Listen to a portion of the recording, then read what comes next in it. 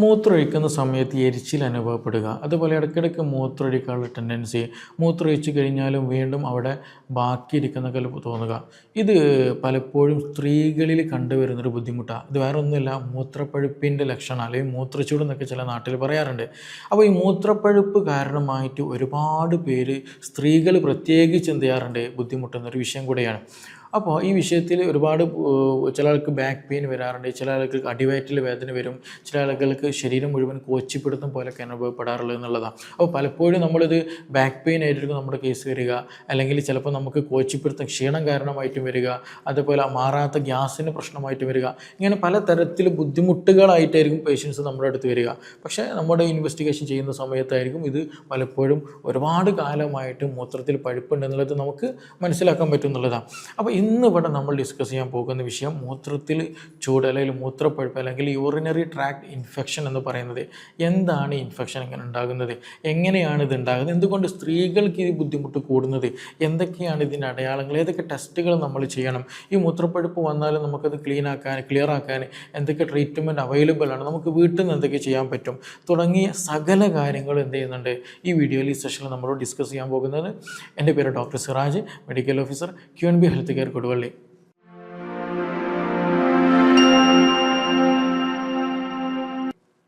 അപ്പോൾ ഈ മൂത്രപ്പഴുപ്പ് കൂടുതലായിട്ട് കണ്ടുവരുന്നത് ആർക്കാണ്? സ്ത്രീകളിലാണ് കണ്ടുവരാറുള്ളത്, അല്ലേ? അപ്പോൾ ഇത് വരാൻ പ്രധാനമായിട്ടുള്ളൊരു കാരണം ഏതാണെന്ന് ചോദിക്കുകയാണെന്നുണ്ടെങ്കിൽ, സ്ത്രീകളിൽ മൂത്രം പോകുന്ന മൂത്രനാളിയുണ്ട്. ഈ മൂത്രനാളിയും അതേപോലെ മലം കടന്നു പോകുന്ന ആനൽ റീജിയനും, ഈ രണ്ടിൻ്റെയും ഓപ്പണിങ് എന്താണ്, അടുത്തടുത്തായിട്ട് വരുന്നത്, തൊട്ടടുത്താണ് വരുന്നത്. അപ്പോൾ അതുകൊണ്ട് തന്നെ എന്ത് ചെയ്യും, നമ്മുടെ മലത്തിലൂടെ വരുന്ന പല ബാക്ടീരിയ, എസ്പെഷ്യലി ഈക്കോളി ബാക്ടീരിയക്ക് എന്ത് ചെയ്യും, പെട്ടെന്ന് മൂത്രനാളിയിൽ എത്താനും അവിടെ ഇൻഫെക്ഷൻ ഉണ്ടാക്കാനുള്ള സാധ്യതകൾ വളരെ വളരെ കൂടുതലാണെന്നുള്ളതാണ്. അപ്പോൾ ഇതിൻ്റെ അതുകൊണ്ടാണ് എന്ത് ചെയ്യുന്നത്, അനാട്ടമിക്കൽ അല്ലെങ്കിൽ ജന്മനാ തന്നെ മൂത്രപ്പഴുപ്പ് ഉണ്ടാകാനുള്ള സാധ്യത ആർക്ക് കൂടുതലാണ്? സ്ത്രീകൾക്ക് കൂടുതലാണ്. പുരുഷന്മാരെ സംബന്ധിച്ചിടത്തോളം മൂത്രനാളി എന്താണ്, അത്യാവശ്യം നീളമുള്ളതാണ്. അപ്പോൾ അതുകൊണ്ട് തന്നെ പെട്ടെന്ന് എന്ത് ചെയ്യില്ല, ഇൻഫെക്ഷനോ കാര്യങ്ങളൊന്നും അവരെ ബാധിക്കില്ല എന്നുള്ളതാണ്. അപ്പോൾ സ്ത്രീകൾക്ക് എന്ത് ചെയ്യും, ഇത് കൂടുതലായിട്ട് വരും എന്നുള്ളതാണ്. പക്ഷേ ഇത് പലപ്പോഴും സ്ത്രീകൾ ഇതിന് നെഗ്ലക്റ്റ് ചെയ്ത് കളയുന്നുള്ളതാണ്. ഇത് വന്നു കഴിഞ്ഞാൽ തന്നെ എന്ത് ചെയ്യില്ല, പെട്ടെന്ന് ട്രീറ്റ്മെൻറ്റ് എടുക്കില്ല എന്നുള്ളത് തന്നെയാണ്. അപ്പോൾ ഇത് വരാൻ ഒരുപാട് കാരണമുണ്ട്. സ്ത്രീകളിൽ വരാനുള്ള കാരണമാണ് ഇപ്പോൾ പറഞ്ഞത്. ഇനി വരാനുള്ള മറ്റ് ചില കാരണങ്ങൾ, വെള്ളം ആവശ്യത്തിന് കുടിക്കില്ല എന്നുള്ളതാണ്. വെള്ളം ആവശ്യത്തിന് കുടിക്കാതെ വരുമ്പോൾ മൂത്രത്തിൽ ഇൻഫെക്ഷൻ വരാനുള്ള സാധ്യത വളരെ കൂടുതൽ. കാരണം എവിടെ നമുക്ക് എന്തെങ്കിലും ഈക്കോളി പോലെയുള്ളതൊക്കെ വന്നിട്ടുണ്ടെങ്കിൽ തന്നെ അതിന് ഫ്ലഷ് ഔട്ട് ചെയ്ത് പോകണമെന്നുണ്ടെങ്കിൽ എന്ത് ചെയ്യണം, നല്ല രീതിയിൽ മൂത്രം പാസ് ചെയ്ത് പോകണം. അപ്പോൾ നല്ല രീതിയിൽ വെള്ളം കുടിക്കൽ വളരെ ഇമ്പോർട്ടൻ്റ് ആണെന്നുള്ളതാണ്. 2, ഹൈജീൻ, വൃത്തിയില്ലാത്തതാണ് പ്രധാനമായിട്ടുള്ള പ്രശ്നം. നമ്മൾ ചെറിയ മക്കളൊക്കെ ഉണ്ടെന്നുണ്ടെങ്കിൽ അവർ നിർബന്ധമായിട്ട് പഠിപ്പിക്കണം, സമയത്തിന് നല്ല രീതിയിൽ ക്ലീൻ ചെയ്യണം എന്നുള്ളതും, അതേപോലെ തന്നെയാണ് നല്ല വസ്ത്രങ്ങൾ ധരിക്കണം എന്നുള്ളതൊക്കെ എന്ത് ചെയ്യണം, ഇന്നർ വെയറൊക്കെ നല്ല ക്ലീൻ ഉള്ളത്, നല്ല വൃത്തിയുള്ളത് ധരിക്കൽ വളരെ വളരെ ഇമ്പോർട്ടൻ്റ് ആയിട്ടുള്ള കാര്യമാണ്. ഇല്ലെങ്കിൽ അത് എന്ത് ചെയ്യും, വീണ്ടും ഇൻഫെക്ഷൻ വരാനുള്ള സാധ്യത വളരെ കൂടുതലാണെന്നുള്ളതാണ്. ഇനി മൂന്നാമത് നമ്മൾ ശ്രദ്ധിക്കേണ്ടത്, മൂത്രം പിടിച്ച് വെക്കുന്ന അവസ്ഥ വരിക. അപ്പോൾ മൂത്രം ഒഴിക്കാൻ ഇപ്പോൾ അപ്പുറത്താണ് ടോയ്ലറ്റ്, അല്ലെങ്കിൽ മൂത്രം ഒഴിക്കണമെങ്കിൽ ഇപ്പോൾ ഒരാളുടെ ചോദിക്കേണ്ടി വരൂലേ, അങ്ങനെയൊക്കെ പല കാരണങ്ങൾ വരച്ചിട്ട് എന്ത് ചെയ്യും, മൂത്രം ഒഴിക്കാൻ ടെൻഡൻസി ഉണ്ടായിട്ട് പിടിച്ച് വെക്കുന്ന ഒരവസ്ഥ, അല്ലെങ്കിൽ അങ്ങനെ ഒരു കണ്ടീഷൻ, അതൊരിക്കലും ചെയ്യാൻ പാടില്ലാത്ത. കാരണം നമ്മുടെ മൂത്രസഞ്ചിയിൽ കെട്ടിക്കിടക്കുന്നൊരവസ്ഥ വന്നാൽ അവിടെ ഇൻഫെക്ഷൻ വരാനുള്ള സാധ്യത കൂടുതലാണെന്നുള്ളതാണ്. അപ്പോൾ അതുകൊണ്ട് തന്നെ നമ്മൾ പെട്ടെന്ന് വരുന്നല്ല, നമ്മൾ ഒരു ശീലം ചില ആളുകൾക്ക് ഉണ്ടാകും, പ്രത്യേകിച്ച് സ്കൂളിൽ പഠിക്കുന്ന, കോളേജിൽ പോകുന്ന, വർക്ക് ചെയ്യുന്ന ആളുകൾ ഉണ്ടെങ്കിൽ എന്ത് ചെയ്യും, അതിങ്ങനെ പിടിച്ചു വെക്കും. ബെല്ലടിക്കട്ടെ അല്ലെങ്കിൽ ഇയാൾ പോകട്ടെ എന്നിട്ട് മൂത്രമൊഴിക്കാൻ പോവുക, അതുവരെ പിടിച്ചു വെക്കുന്നുള്ളത്. അപ്പോൾ അങ്ങനെ ഒരു സിറ്റുവേഷൻ ഉണ്ടാകരുത്. അത് മൂത്രത്തിൽ ഇൻഫെക്ഷൻ കൊടും. പിന്നെ നമുക്ക് തീരെ പിടിച്ചു വെക്കാൻ പറ്റില്ല. ഇൻഫെക്ഷൻ വന്നു കഴിഞ്ഞാൽ തീരെ പിടിച്ചു വെക്കാൻ പറ്റില്ല. നമ്മളെന്ത് ചെയ്യും, ജസ്റ്റ് തുമ്മുന്ന സമയത്തോ ചുമക്കുന്ന സമയത്തോ അല്ലെങ്കിൽ സ്റ്റെപ്പ് കയറുന്ന സമയത്തോ വാക്കിങ്ങിൻ്റെ സമയത്ത് പെട്ടെന്ന് മൂത്രം പോകുന്ന അവസ്ഥ വരും, ഇൻഫെക്ഷൻ വന്നു കഴിഞ്ഞിട്ടുണ്ടെങ്കിൽ. അപ്പോൾ അതുകൊണ്ട് എന്തെങ്കിലും ശ്രദ്ധിക്കുക, മൂത്രം പിടിച്ചു വെക്കുന്നൊരു കണ്ടീഷൻ ഒരിക്കലും ഉണ്ടാകരുത് എന്നുള്ളതാണ്. അതേപോലെ തന്നെയാണ് ഈ ഇൻഫെക്ഷൻ കൂടുതൽ വരാറുണ്ട് ഒരു ഹണിമൂൺ പൈലൈറ്റിസ് എന്ന് പറയും. അതായത് വിവാഹം കഴിഞ്ഞ ദമ്പതികൾ എന്ത് ചെയ്യും, ആദ്യമായിട്ട് സെക്സിൽ ഏർപ്പെടുന്ന സമയത്ത്, കൂടുതലായിട്ടും ആദ്യമായിട്ട് സെക്സിൽ ഏർപ്പെടുന്ന സമയത്തും ഈ പറഞ്ഞതുപോലെ മൂത്രപ്പഴുപ്പ് അല്ലെങ്കിൽ മൂത്രച്ചൂട് അല്ലെങ്കിൽ ഇൻഫെക്ഷൻ വരാറുണ്ട് എന്നുള്ളതാണ്.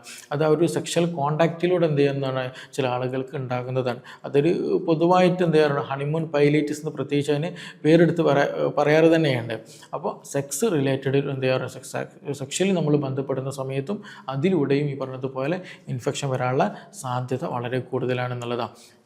ഇനി ഇതിൻ്റെ ലക്ഷണങ്ങൾ ഇതൊക്കെയാണ് കോമൺ ആയിട്ട് നമുക്ക് ഉണ്ടാകാനുള്ള സാധ്യതകളായിട്ടുള്ളത്. അതേപോലെ തന്നെ ഇമ്മ്യൂണിറ്റി കുറഞ്ഞാൽ എന്ത് ചെയ്യാറുണ്ട്, ഈ ഇൻഫെക്ഷൻ ഇടയ്ക്കിടയ്ക്ക് വരാറുണ്ട്.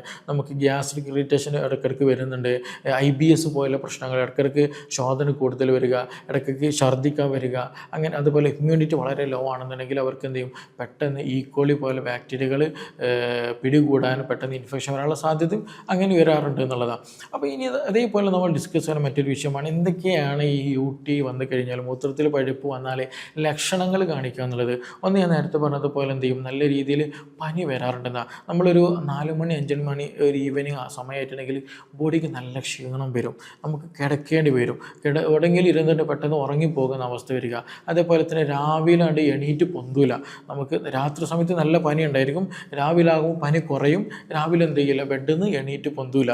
പിന്നെ സ്ത്രീകളാണല്ലോ, പ്രത്യേകിച്ച് സ്ത്രീകളൊക്കെ ആണെന്നുണ്ടെങ്കിൽ എന്ത് ചെയ്യും, ഞാൻ എണീറ്റാലെ വീട്ടിൽ മക്കൾ സ്കൂളിൽ പോകാണ്ട്, മദ്രസയിൽ പോകാണ്ട്, ജോലിക്ക് പോകാണ്ട്, അതുകൊണ്ട് വേഗം ഫുഡ് റെഡിയാക്കണം, വേഗം അങ്ങനെ എന്ത് ചെയ്യുമെന്നാണ്, എണീറ്റ് പോകുന്നു എന്നുള്ളതാണ്.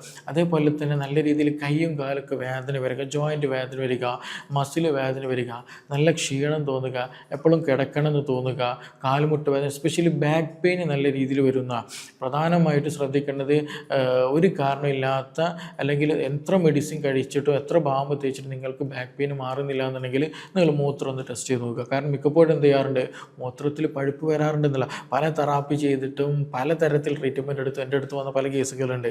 പക്ഷേ അതൊക്കെ എന്തായിരിക്കും, ക്രോണിക് ആയിട്ടുള്ള യൂറിൻ ഇൻഫെക്ഷൻ ആയിരിക്കും എന്നുള്ളതാണ്. അപ്പോൾ അത് എന്ത് ചെയ്യണം, ചില ആളുകൾക്ക് ഊരക്ക് ബാക്ക് പെയിൻ നല്ല രീതിയിൽ വരും എന്നുള്ളതാണ്. അതേപോലെ തന്നെ ചില ആളുകൾക്ക് എന്താ അടിവയറ്റിൽ നല്ല വേദന വരാറുണ്ട് എന്നുള്ളതാണ്. അതായത് മൂത്രം ഒഴിക്കുന്ന മൂത്രസഞ്ചിയുടെ ഭാഗത്തൊക്കെ ആയിട്ട് നല്ല വേദന വരും. ചിലപ്പോൾ നമ്മുടെ തുടയുടെ ഭാഗത്തേക്കൊക്കെ എന്ത് ചെയ്യും, ആ വേദന സ്പ്രെഡ് ചെയ്യാറുണ്ട് എന്നുള്ളതാണ്. അപ്പോൾ ജോലി ചെയ്യാൻ പറ്റില്ല, അതുപോലെ നല്ല വേദനയും കാര്യങ്ങളൊക്കെ ഇങ്ങനെയുള്ള പേഷ്യൻസിന് വരാറുണ്ട്. അതേപോലെ തന്നെയാണ് നല്ല ഛർദ്ദിക്കാൻ വരിക, ഗ്യാസിൻ്റെ പ്രശ്നം, ഭക്ഷണത്തോടൊന്നും തീരെ താല്പര്യമില്ല, എന്തെങ്കിലും കഴിച്ച് വേഗം ഛർദ്ദിക്കാൻ വരിക, ഈ ഒരു പ്രശ്നം ഉണ്ടാകും. അത് കൂടാതെ തന്നെ തലചുറ്റൽ, തലവേദനയും കണ്ടുവരാറുണ്ട് എന്നുള്ളതാണ്. അപ്പോൾ ഈ ലക്ഷണങ്ങളായിട്ടായിരിക്കും പലപ്പോഴും നമ്മളെടുത്ത് വരിക. ചിലപ്പോൾ നമ്മുടെ ബാക്ക് പെയിൻ ആയിട്ട് വരിക, ചിലപ്പോൾ പനിയായിട്ട് വരിക, ചിലപ്പോൾ ഛർദി ആയിട്ടും വരിക, ചിലപ്പോൾ നമുക്ക് അടിവയറ്റിൽ വേദനയായിട്ടും വരാറുള്ളത്. അതിനുവേണ്ടി പല ട്രീറ്റ്മെൻറ്റ് അവർ എടുത്തിട്ടുണ്ടായിരിക്കും. പക്ഷേ ഇതിൻ്റെ ആക്ച്വൽ റീസൺ ഏതാണെന്ന് ചോദിക്കുകയാണെന്നുണ്ടെങ്കിൽ എന്താണ്, മൂത്രത്തിൽ പഴുപ്പുണ്ടാകും എന്നുള്ളത് തന്നെയാണ്. അപ്പോൾ ഇതൊക്കെയാണ് ഇതിൻ്റെ ലക്ഷണങ്ങളായിട്ടുള്ളത്. ഇതിന് ടെസ്റ്റുകൾ വേറെ ഒന്നുമില്ല, നമുക്ക് രക്തം ടെസ്റ്റ് ചെയ്യാൻ പറ്റുന്നതാണ്. അതുപോലെ CRP ESR നോക്കാം, എത്രത്തോളം ഇൻഫെക്ഷൻ ഉണ്ടെന്ന് കാണാൻ പറ്റും. അതിനൊക്കെ പുറമെ നമ്മൾ നിർബന്ധമായിട്ട് ചെയ്യേണ്ടതാണ് മൂത്രം ടെസ്റ്റ്, യൂറിൻ റൂട്ടീൻ എക്സാമിനേഷൻ എന്ത് ചെയ്യുക, ടെസ്റ്റ്, മൂത്രം ടെസ്റ്റ്. അപ്പോൾ അതിൽ പസൽസുകൾ ഉണ്ടായിരിക്കും, ചിലപ്പോൾ അതുപോലെ RBC ചിലപ്പോൾ പ്രസൻ്റ് ആയിരിക്കും, അതുപോലെ ബാക്ടീരിയ പ്രസൻ്റ് ആയിരിക്കും, ചിലപ്പോൾ ക്രിസ്റ്റൽസ് ഉണ്ടായിരിക്കും, ചിലപ്പോൾ അങ്ങനെയുള്ള ആൽബുമിൻ പ്രശ്നമുള്ള കേസുകളൊക്കെ ഉണ്ട്. അപ്പോൾ ക്രോണിക് ആകുന്ന സമയത്താണ് ആൽബുമിനും RBC ഒക്കെ കൂടുതലായിട്ട് വരിക എന്നുള്ളത്, പസൽസൊക്കെ കൂടുതലായിട്ട് കാണുക, വളരെ കൂടുതലായിട്ട് കാണുക എന്നുള്ളത്. അപ്പോൾ അതൊക്കെയാണ് ഇത് കാണുക എന്നുള്ളത്. അതിന് കൂടെ തന്നെ നമുക്ക് എന്ത് ചെയ്യാം, ഒരുപാട് കാലമുള്ളതൊക്കെ ആണെന്നുണ്ടെങ്കിൽ RFT ചെക്ക് ചെയ്യുന്ന, ഇതൊക്കെ റീനൽ ഫംഗ്ഷൻ ടെസ്റ്റ് ചെയ്യുന്നത് വളരെ നല്ലതാണ്. കാരണം കിഡ്നി നല്ല രീതിയിൽ ഫംഗ്ഷൻ ചെയ്യുന്നുണ്ടോ എന്നുള്ളത് നോക്കലും അത്യാവശ്യമാണ്. കാരണം ചിലപ്പോൾ ഇത് ഒരുപാട് കാലമായിട്ട് നമ്മൾ ശ്രദ്ധിക്കാതെ അവഗണിച്ചു കൊണ്ടിരിക്കുന്ന അവസ്ഥയായിരിക്കും പലപ്പോഴും ഉണ്ടാകാറുള്ളത്. അങ്ങനെ തന്നെയാണ്. അപ്പോൾ പലപ്പോഴും ഇത് ട്രീറ്റ് ചെയ്തില്ല എന്നുണ്ടെങ്കിൽ നമ്മുടെ മൂത്രനാളി മാത്രമല്ല, മൂത്രസഞ്ചിയെയും ഈവൻ പൈലോനെഫ്രൈറ്റിസ്, നമ്മുടെ കിഡ്നിയെ പോലും ഇതെന്ത് ചെയ്യാറുണ്ട്, ഇൻഫെക്ഷൻ സ്പ്രെഡിനുള്ള സാധ്യത വളരെ കൂടുതലാണ്. അപ്പോൾ അതുകൊണ്ട് തന്നെ നമ്മുടെ കിഡ്നിയൊക്കെ ഫംഗ്ഷൻ പ്രോപ്പറായിട്ട് ചെയ്യേണ്ടോ നോക്കുന്നതിന് വേണ്ടിയിട്ട് എന്ത് ചെയ്യേണ്ടി വരും, റീനൽ ഫംഗ്ഷൻ ടെസ്റ്റൊക്കെ എന്ത് ചെയ്യേണ്ടി വരും, ചിലപ്പോൾ ഒന്ന് ചെക്ക് ചെയ്യേണ്ടി വരും എന്നുള്ളതാണ്. അപ്പോൾ ഇതൊക്കെയാണ് അതിൻ്റെ ഒരു പ്രൊസീജിയേഴ്സ് ആയിട്ടുള്ളത് എന്നുള്ളതാണ്. അപ്പോൾ ഇത് ബുദ്ധിമുട്ടുള്ള ആളുകൾ ഇത് വന്നാൽ എന്ത് ചെയ്യണമെന്ന് വെച്ചിട്ടുണ്ടെങ്കിൽ, ഒന്ന് നല്ല വെള്ളം കുടിക്കുക എന്നുള്ളത്, വേറെ ഒന്നുമില്ല. പ്രധാനമായിട്ടും നമ്മൾ ചെയ്യാനുള്ളത് നല്ല വെള്ളം കുടിക്കുക എന്നുള്ളതാണ്. ദിവസവും എന്ത് ചെയ്യുക, ഒരു 2.5 മുതൽ 3 ലിറ്റർ വരെ നിർബന്ധമായിട്ട് വെള്ളം കുടിക്കുക. ഒന്നെങ്കിൽ ജീരക വെള്ളം, ഇനി അതെങ്കിലും നന്നായി തിളപ്പിച്ച വെള്ളം, ഇനി അതല്ലെങ്കിൽ മല്ലി തിളപ്പിച്ച, നമ്മളെ കൊത്തമല്ലി ഉണ്ടല്ലോ, നമ്മൾ മല്ലിപ്പൊടി ഉണ്ടാക്കുന്ന ഉരുണ്ടിട്ടുള്ള ഒരു സീഡിലേക്ക് ഇതുള്ളത്, അതെന്ത് ചെയ്യുക, നല്ല പച്ചമല്ലി കഴുകിയിട്ടൊക്കെ എന്ത് ചെയ്യുക, നല്ല വെള്ളത്തിലിട്ട് തിളപ്പിച്ചിട്ട് ആ വെള്ളം എന്ത് ചെയ്യുക, തണുപ്പ് വേണമെന്നൊന്നുമില്ല, നോർമലി ആയിട്ട് 2.5 മുതൽ 3 ലിറ്റർ വരെ നല്ല വെള്ളം കുടിക്കുക എന്നുള്ളതാണ്. രാവിലെ നമ്മൾ 5 മണിക്ക് എഴുന്നേൽക്കുന്നുണ്ടെങ്കിൽ രാവിലെ 5 മണി മുതൽ 11 മണിയാവുന്ന സമയത്ത് വരെ 1 ലിറ്റർ കുടിക്കുക. 11 മണി മുതൽ വൈകുന്നേരം ഒരു 5 മണിയാവുന്ന വരെ 1 ലിറ്റർ കുടിക്കുക. 5 മണി മുതൽ രാത്രി കിടക്കുന്നതിന് മുന്നോടിയായിട്ട് 1 ലിറ്റർ, അങ്ങനെ ഒരു 3 ലിറ്റർ വെള്ളം നല്ല രീതിയിൽ കുടിക്കുക എന്നുള്ളതാണ്. എങ്കിൽ തന്നെ എന്ത് ചെയ്യും, ബാക്ടീരിയ കുറേ മൂത്രത്തിലൂടെ പുറന്തള്ളാൻ അത് നന്നായിട്ട് ഹെൽപ്പ് ചെയ്യും. മൂത്രം നല്ല രീതിയിൽ ക്ലിയർ ആക്കാൻ പറ്റും എന്നുള്ളതാണ് അതിൽ ഏറ്റവും ബെനിഫിറ്റ് ആയിട്ട് നമുക്ക് പറയാനുള്ളത്. രണ്ടാമത് നമ്മൾ ശ്രദ്ധിക്കേണ്ടതായിട്ടുള്ളത് മൂത്രം ഒരിക്കലും പിടിച്ചു വെക്കരുത്. മൂത്രം ഒഴിക്കാനുണ്ടോ ഉടൻ തന്നെ മൂത്രം പാസ് ചെയ്യാൻ വേണ്ടിയിട്ടുള്ള ടോയ്ലറ്റിൽ പോവുക, വാഷ്റൂം പോവുക, വേഗം ക്ലീൻ ആക്കുക എന്നുള്ളതാണ്. മൂന്നാമത്തേത് മൂത്രം ഒഴിച്ച് കഴിഞ്ഞാലും ടോയ്ലറ്റിൽ നിന്ന് ഇറങ്ങിക്കഴിഞ്ഞാലും നല്ല രീതിയിൽ വാഷ് ചെയ്യുക എന്നുള്ളതാണ്, നല്ല രീതിയിൽ ക്ലീൻ ചെയ്യുക എന്നുള്ളതാണ്. അതേപോലെ തന്നെ എന്ത് ചെയ്യണം, നമ്മൾ നല്ല രീതിയിൽ വസ്ത്രം ധരിക്കുക എന്നുള്ളത്. നമ്മുടെ ഇന്നർ വെയർ ഒക്കെ എന്ത് ചെയ്യണം, ഇടയ്ക്കിടയ്ക്ക് മൂത്രം ഒഴിക്കാൻ കണ്ടീഷൻ വരുന്നുണ്ട്. അതേപോലെ ലൂക്കോറിയ പോലുള്ള പ്രശ്നങ്ങൾ വരുന്നുണ്ടെങ്കിലൊക്കെ എന്ത് ചെയ്യുക, പീരീഡ്സിനുള്ള ആളുകൾക്ക് എന്ത് ചെയ്യുക, ഈ ഒരു പ്രത്യേകിച്ച് ഇന്നർ വെയറിലൊക്കെ എന്തെങ്കിലും ബുദ്ധിമുട്ടുകളായിട്ടുണ്ടെങ്കിൽ എന്ത് ചെയ്യുക, ഇന്നർ വെയറും ചേഞ്ച് ചെയ്യാൻ പ്രത്യേകം നമ്മൾ ശ്രദ്ധിക്കുക എന്നുള്ളത്. അല്ലാന്നുണ്ടെങ്കിൽ എന്ത് ചെയ്യും, അവിടെ നിന്ന് ഇൻഫെക്ഷൻ വരാനുള്ള സാധ്യത, ഇന്നർ വെയറിലൂടെ നമ്മുടെ ഡ്രസ്സിലൂടെ ഇൻഫെക്ഷൻ വരാനുള്ള സാധ്യത വളരെ കൂടുതലാണെന്നുള്ളതാണ്. ഇനി ഇതിനൊക്കെ പുറമെ നമ്മൾ എന്ത് ചെയ്യേണ്ടതുണ്ട്, ആൻറ്റിബയോട്ടിക് എടുക്കുന്നുണ്ട്. അത് സ്വന്തം ഇഷ്ടപ്രകാരം എടുക്കരുത്, ഡോക്ടറെ കണ്ടിട്ട് മാത്രം നമ്മൾ എടുക്കുക എന്നുള്ളതാണ്. അതുപോലെ കൂവയുടെ വെള്ളം ഉണ്ടല്ലോ, അതൊക്കെ എന്ത് ചെയ്യുക, തിളപ്പിച്ച് കുടിക്കുന്നത് നല്ല മൂത്രച്ചൂടിന് വളരെ നല്ല ആശ്വാസം ഉണ്ടാകുന്നത്. ജീരകവെള്ളം നല്ല ആശ്വാസം ലഭിക്കുന്നതാണ്.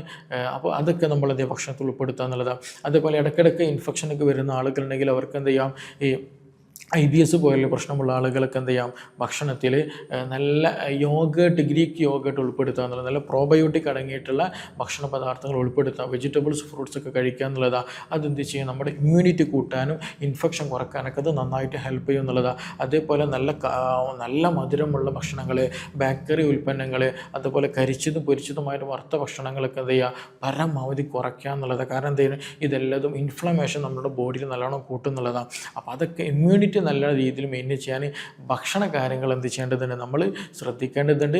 വെള്ളം കൂടിയിൽ നല്ല രീതിയിൽ കൂട്ടേണ്ടതുണ്ട് എന്നുള്ളതാണ്. അപ്പോൾ ഒരുപാട് ആളുകൾക്ക് ഇപ്പോൾ സംശയം ഉണ്ടായിരിക്കും, ഇത് എന്തുകൊണ്ട് കൂടുന്നു, എന്തുകൊണ്ട് മാറുന്നില്ല എന്ന്. ആക്ച്വലി ഇത് നമുക്ക് പൂർണ്ണമായിട്ട് മാറ്റിക്കൊണ്ടു പോകാൻ പോകുന്ന സിമ്പിളായിട്ട് പലരെയും ബാധിക്കുന്ന ഒരു അസുഖമാണ്. പക്ഷേ ഇത് വളരെ സിംപ്ലിസിറ്റി ആയിട്ട് കാണാൻ പാടില്ല. കാരണം എന്താണ്, ഇത് കിഡ്നിയൊക്കെ വരെ ബാധിക്കാനുള്ള സാധ്യതകൾ ഉണ്ട് എന്നുള്ളത് തന്നെയാണ്. അപ്പോൾ നിങ്ങൾക്ക് ബാക്ക് പെയിൻ വരുന്നുണ്ട്, മൂത്രത്തിൽ ഇടയ്ക്കിടയ്ക്ക് മൂത്രം ഒഴിക്കുന്ന സമയത്ത് വേദന വരുന്നുണ്ട്, മൂത്രത്തിൽ കളർ വ്യത്യാസം വരുന്നുണ്ട്, അതേപോലെ തന്നെ അടിവയറ്റിൽ വേദന വരുന്നുണ്ട്, മാറാത്ത കൈകാലുകളിൽ വേദന വരുന്നുണ്ട്, തലവേദന വരുന്നുണ്ട്, ഗ്യാസിൻ്റെ പ്രശ്നങ്ങൾ വരുന്നുണ്ട്, ഇതെല്ലതും എന്താണ്, മൂത്രപ്പഴുപ്പിൻ്റെ ലക്ഷണമാണ്. അപ്പോൾ ഈ ലക്ഷണങ്ങളുണ്ട്, നിങ്ങൾക്ക് മാറുന്നില്ല എന്നുണ്ടെങ്കിലോ, അതുപോലെ ഇതിന് പെട്ടെന്ന് മാറി കിട്ടാൻ എന്തെങ്കിലും കൂടുതൽ ചെയ്യേണ്ടതായിട്ട് കൂടുതൽ അറിയാനൊക്കെ താല്പര്യമുള്ള ആളുകളുണ്ടായിരിക്കും. മൂത്രപ്പഴുപ്പ് വന്നിട്ട് മാറാത്ത ആളുകളൊക്കെ ഉണ്ടായിരിക്കും, അല്ലെങ്കിൽ ഇടയ്ക്കിടയ്ക്ക് വന്നുകൊണ്ടിരിക്കുന്ന ആളുകളുണ്ടായിരിക്കും. അപ്പോൾ അതൊക്കെ ട്രീറ്റ്മെൻറ്റിന് വേണ്ടിയിട്ട് എന്തൊക്കെ ചെയ്യണം, അല്ലെങ്കിൽ വേറെ എന്തെങ്കിലും മാർഗ്ഗങ്ങളുണ്ടോ എന്നൊക്കെ അറിയാൻ താല്പര്യമുള്ള ആളുകളുണ്ടല്ലോ, അവർക്ക് എന്ത് ചെയ്യാം, താഴെ തന്നിട്ടുള്ള നമ്പറിൽ ബന്ധപ്പെടാവുന്നതാണ്. തീർച്ചയായിട്ടും നിങ്ങൾക്ക് അനുയോജ്യമായിട്ടുള്ള നിങ്ങളുടെ ചോദ്യത്തിനുള്ള ഉത്തരം തീർച്ചയായിട്ടും ലഭിക്കുന്നതാണ്. നമുക്കിനി മറ്റൊരു വിഷയവുമായി ബന്ധപ്പെട്ടിട്ട് വീണ്ടും കാണാം. Thank you.